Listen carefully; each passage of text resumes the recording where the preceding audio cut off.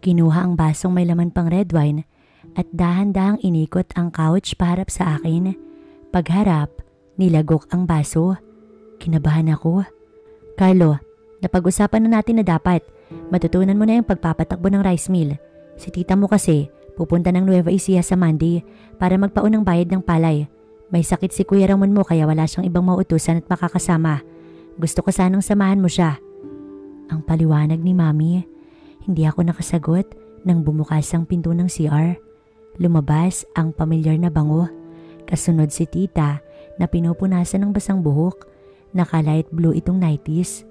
Uubusin pa ba natin ng isang bote? Inaantok na ako eh. Sabi ni tita kay Mami na walang kamalay-malay na ako'y naroroon. Pagtanggal ni tita ng tuwalya niya, nagulat siya nang ako'y makita. Carlo, nandito ka pala. Asa na si Net? Nagtakip pa ng bahagyang katawan na para bang nahihiya. Nasa kwarto na po, tulog na po. Malu, sinabi ko kay Carlo na siya na lamang yung isama mo sa Nueva Ecija, okay? Okay lang naman daw sa kanya eh. Putol ni Mami. Hindi ko naman kailangan ng Malu, may dala kang cash. Mabuti nang may kasama ka. And besides, baka mamaya gabihin ka pa uwit, antukin ka sa daan. Buti yun, may kausap ka sa biyahe. Baka mangyari pa ang nangyari kay... Putol ni Mami kay tita, ngunit hindi na itinuloy ang gusto pa sanang sabihin. Alam kong patungkol iyon kay Tito Lito. Pumayag naman si Carlo eh, di ba anak? Di pa ako nakasagot kanina, pero sa takbo ng usapan, alam kong dapat akong sumang-ayon. Wala naman po kaming pupuntahan ni Ate Sel kaya ayos lang po. Ngumiti ako sa kanila na bahagyang nakatingin kay Mami at hindi ako makatingin kay tita. Dama ko kasi ang pagkabalisa ni tita, ganun din naman ako. Nilapag ni Mami ang baso sa mesa at kinuha ang baked macaroni. O ayan, may kasama ka na. Kanina lang nagre-reklamo ka sa akin na medyo mahirapan ka sa rice mill dahil may sakit si Ramon. Ngayon may makakasama ka na papuntang Nueva Ecija. Parang ayaw mo pa. Okay na ha, si Carlo na yung kasama mo. Siya nga pala, may pasalubong pala ako sa iyo anak. Pakiabot mo nga yung bag ko. Utos ni Mami. Habang hawak niya ang plato na may laman pang macaroni at may hinahanap. Wala dito, baka nasa kotse, kunin ko lang ha. Sabi ni Mami. Ate, si Nanay Linda na lang yung utusan mo. Awat ni tita. Alam kong ayaw lang ni tita na maiwan kaming dalawa sa kwarto. Hindi na, siguradong nasa kabilang bahay na yon. Diyan lang naman sa garahe yung sasakyan. Sabay labas ni Mami sa kwarto. Naiwan kami ni tita sa kwarto. Naramdaman ko si tita na medyo naiilang. Ganon din naman ako. Binasag ni tita ang katahimikan. Carlo, pasensya na ha. Hindi ko naman sinabi sa mami mo na sumama ka sa akin. Okay lang naman na hindi ka sumama. Tsaka hindi naman niya malalaman. Tita, okay lang naman po sa aking sumama pero kung ayaw niyo po akong kasama, naintindihan ko naman po kayo. Alam kong may galit kayo sa akin dahil sa nangyari. Nakayo kong sagot ni Carlo. Carlo? Mahinang tugon ni tita. Naramdaman kong lumapit siya sa akin. Nakayuko pa rin ako, kaya nakita ko lang ang kanyang mga paa. Humawak ang dalawa niyang kamay sa aking pisngi at inangat niya iyon. Tumingin ka sa akin, Carlo. Dahan-dahan niyang sabi. Tumingin ako sa kanya. Nakatayo siya sa aking harapan habang nakaupo pa rin ako. Ramdam ko ang bigat ng kanyang loob. Mangiyak-ngiyak ang kanyang mga mata. Carlo, hindi ako galit sa iyo sa nangyari. Ako nga dapat yung sisihin sa mga nangyari. Galit ako sa aking sarili dahil pinagsamantalahan ko yung kainosentihan mo. Mahinang sabi ni tita. Tita, gusto ko rin naman ang nangyari. Sagot ko sabay yakap sa kanya. Nakatayo siya at ako'y nakadikit kaya naman nakadikit ang pisngi ko sa kanyang balat. Naamoy ko ang pamilyar niyang bango, ang init ng kanyang katawan na unti-unting dumadarang sa akin. Dahan-dahang humawak ang kamay ni tita sa aking buhok. Hindi mo alam yung sinasabi mo. Garalgal niyang sagot at halatang kinakabahan. Inangat ko ang aking ulo. Ngunit hindi ko tinanggal ang pagkakakapit sa kanyang bewang. Tumingin ako sa mga mata niya. Napakaganda niya. Alam ko po yung sinasabi ko. Ang wala akong gatol na sabi sa kanya. Naramdaman ko na parang nag-init ang kanyang tenga. Nagtitigan kami. Tahimik na napalunok si tita. Mabilis siyang kumilos. Yumuko at siniila ko ng halik. Mapusok yun. Sinabunutan niya ang aking buhok ng marahan. Gumanti ako ng halik sa kanya. Muli kong naramdaman ang kakaibang init sa aking katawan. Binawi niya ang pagkakahalik. Kapwa kami sumagap ng hangin. Bukas ng bahagya ang kwarto, kaya madali kong narinig ang papaakyat na yabag. Alam kong narinig niya rin iyon. Mabilis siyang kumilos at inayos ang nakalilis na damit at buhok. Umupo sa kama at humarap sa TV. Inayos ko rin ang aking pajama upang hindi mahalata. Maya-maya, bumukas na ng tuluyan ng pintuan. Pumasok si Mami. Sinarado ang pintuan. Nakangiti si Mami at nasa likod ang dalawang kamay.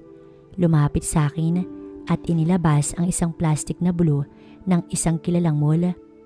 Alam kong konti lang yung dala mong panloob dahil naiwan mo sa kama yung iba, kaya binilhan kita nang pumunta ako dito. Medyo malaki yan sa dati baka kasi maliit na sa'yo yung iba Nakangiting sabi ni Mami. Kinuha ko ang plastic at nilagay sa aking harapan para matakpan iyon. Salamat, mahina akong sabi. Sa gilid ng aking mata, nakita ko na medyo napangisi si tita. Hindi mo man lang babubuksan? Tanong ni Mami, sabay hatak na rin ng plastic. Siya na ang nagbukas. Maganda to, di ba mga favorite cartoon characters mo to? Sabay pakita sa akin ng mga brief na may mga drawing ng mga cartoon characters. Sukat mo nga. Mami naman, bahagyang nakaramdam ako ng hiya. Nasulyapan ko ulit si tita na hindi mapigilan ng ngisi. Gayong drama naman ang palabas sa TV. Sasagot pa sana ako kay Mami na sa susunod ako na lamang ang bibili, pero nahihiya naman ako kay tita. Umatras si Mami para umupo ulit sa couch. Sige na, sukat mo na yan. Utos niya. Pag upo ni Mami, bigla itong sumigaw. Tumayo ito at tinignan kung ano ang naupuan. Naku, yung baked macaroni. Nakalimutan kong inilapag ko pala dito. Malakas na sabi ni Mami. Natawa kami ni tita at nagkangitian. Medyo kumalma na ang aking pakiramdam. Hay, buti na lang hindi pa ako naliligo. Aktong ililigpit ni Mami ang mga kalat ng, sige na ate, maligo ka na at ako nang bahala dyan. Awat ni tita. Thanks sis. Sabay talikod ni Mami at kinuha ang bathrobe at tuwalya. Pumasok sa CR na bahagya lang isinarado ang pintuan. Dinig ko ang paghawi niya ng kortina at pagbukas ng shower. Carlo, yung kwarto mo nga pala, iniwan mo nga gulo at may mga nakita ko doon na mga... Pasigaw na sabi ni Mami, ngunit mahina lamang ang dating sa akin. Hindi ko masyadong maintindihan ang mga sunod niyang sinabi. Sasagot pa sana ako, pero biglang lumapit sa akin si tita at siniila ko ng halik sa labi. Muling uminit ang aking pakiramdam. Bumitaw siya sa pagkakahalik at inilagay ang hintuturo sa kanyang bibig. Sumenyas na wag maingay. Kapisado ko si Mami pag siya ay nag-CR. Tumatagal ito ng mga 30 to 45 minutes. Alam kong alam din ni tita yun. Ngumiti siya sa akin. Narinig pa namin si Mami na kumakanta habang naliligo. Mabilis at kalkulado ang kilos ni tita. Muli akong siniil ng halik at na mga oras na yun, talaga namang iba na ang aking pakiramdam. Kaya naman ang mga oras na yun, hindi ko na naman napigilan ang aking sarili. At dahil parehas kami nakakaramdam ng uhaw ng mga panahong yun, sabay na naming tinanggal ang init na lumulukob sa aming mga katawan. Agad akong pumwesto at ginawa ang bagay na talaga namang aming kailangan. Kitang-kita ko ang ekspresyon ng mukha niya na hindi malaman ang gagawin na parang baliw. Napapapikit pa siya at napapakapit sa akin. Ako naman ay ganoon din ang nararamdaman. Para akong nasa langit ng mga oras na yun. Ilang minuto pa, sabay naming narating ang dulo.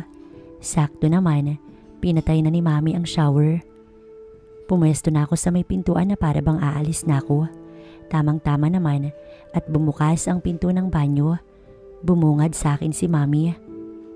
O iho, aalis ka na ba? Ang tanong nito sa akin. Opo Mami, baka gusto na po ninyong matulog ni tita. Sige iho, at medyo naparami rin ako ng inom. Napagod din yata ako. Ang sabi ni Mami.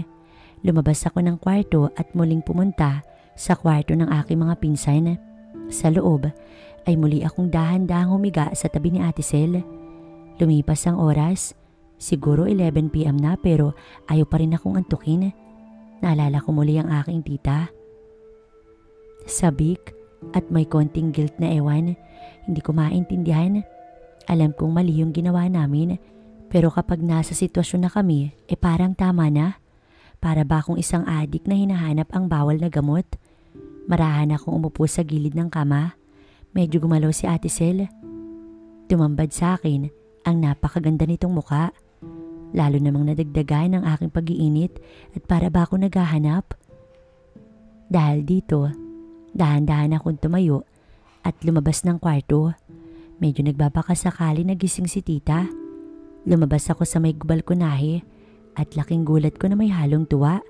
Nandoon pa nga siya at gising pa. Tulog na raw si mami.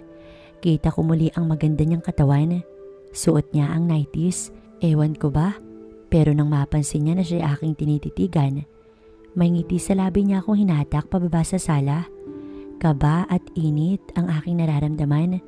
Para ako nagbukas ng isang gripong ayaw nang magsara. Hindi titigil kahit na umaapo na sa drum. Tanging ang ilaw sa labas ang siyang nagpapaliwanag sa sala. Wala nang tao sa baba kundi kami na lamang. Sina Nanay Linda ay nasa kabilang bahay natutulog. Kasama nito ang kanyang pamilya at iba pang kasama sa bahay. Sa may mga sofa kami tumayo at muli kong naamoy ang kanyang bango. Niyakap agad niya ako at siniil ng halik. Mapusok at mariin na halik. Hinayaan naming pakawalan ng nararamdaman namin sa isa't isa at tuluyan kaming nahulog sa kumunoy ng pagkakasala. Halata ang pagkauhaw namin sa isa't isa. Wala na kaming pakailam na mga oras na yun. At dahil na rin sa panggigigil sa isa't isa, ilang sandali pa ay parehas kaming hingal. Wala kaming imikan nang marating namin ang dulo. Nagkatinginan kami at sabay na nagkangitian. Isang pagkatamis-tamis ng ngiti at sinenyasan niya na akong pumasok. Bago pumasok, nginitian ko rin siya. Tanging iniisip ko na siguradong mas nanaisin ko pang magbakasyon muli sa probinsya, kapiling ang aking tita. Pagkatapos nun, sinara ko na nga ang pintuan.